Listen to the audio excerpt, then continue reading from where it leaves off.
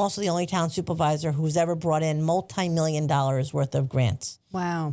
After 3 terms as a town councilwoman, it was time to make a difference because we had to think outside beyond hitting our taxpayers over and over again to make the town run smoothly. And there was no real changes, but there was no real differences being made. And I knew something had to happen. And, I ran for town supervisor.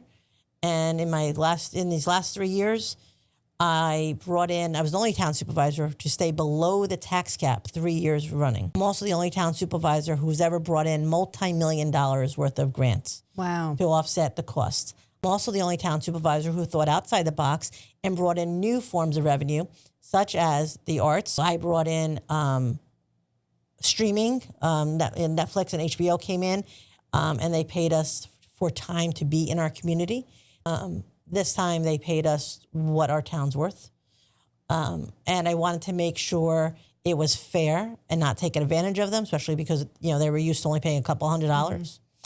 But we did make over about $100,000, a little over $100,000 in the last 3 years of bringing income in.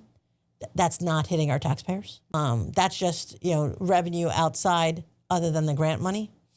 So instead of having to force us to do it, we are bringing tax dollars back to our town, first time ever, and getting services done that's not going to be a burden to our taxpayers. So these are huge accomplishments.